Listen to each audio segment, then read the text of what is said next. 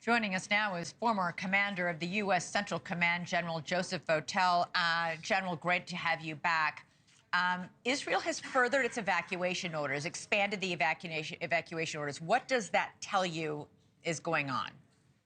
Well, thanks, Elizabeth. It's great to be with you again. I think what it tells us is they're trying to double down on the success that they've had against disrupting this Hezbollah network over the last several weeks, and they're trying to put more and more pressure on Hezbollah and, by extension, on Iran to back down from this and get to a table so they can make a negotiation and we can have some kind of agreement that gets Hezbollah back so that they're not attacking Israeli settlements in the northern part of Israel. It doesn't sound, though, like Israel wants to negotiate right now.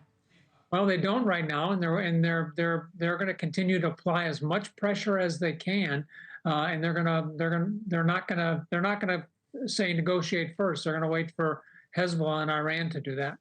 Israel's vowing, and continues to vow, a significant counterattack on Iran after it fired almost 200 ballistic missiles earlier this week. What do you think that might look like? Well, yeah, I mean, Israel has a lot of options here. I mean, they can go after command and control. They can go after launch sites and military bases. They can go after the nuclear, facilities associated with the nuclear weapons program. They can go after oil and gas infrastructure. They can go after the grid. They've got a lot of things. And they have to make a decision about the intensity they go after this. Right. Are they trying to send a message, or are they trying to message and punish?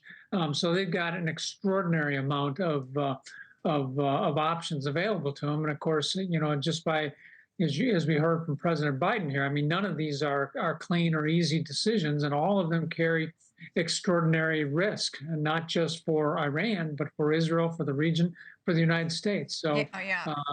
And it sounds, General, like there's a lot of debate and dissent even within Israel about what that next step should look like. Many in Israel, and even some here in the U.S., are encouraging Israel to bomb Iran's nuclear reactors. It would be an incredible escalation, but also incredibly difficult. Those reactors are very deep underground. Could Israel pull something like that off, something like that alone?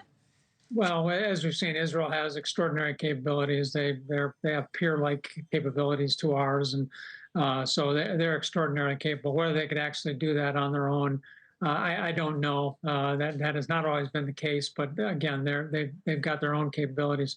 To your earlier comments there, I mean, there is a lot of discussion on this, and there should be. But I think it's important to appreciate, I think, the Israeli standpoint or viewpoint to this.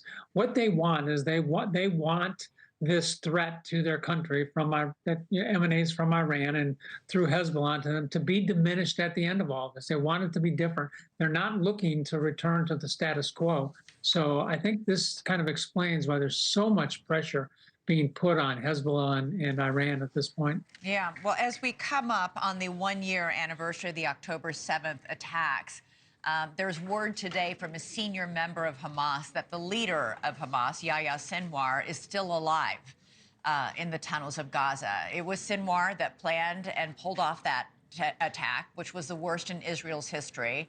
Israel has called Sinwar a dead man walking. Now, we've seen just in the past couple of weeks what Mossad can do, assassinating other terrorist leaders, blowing up all those pagers and two-way radios.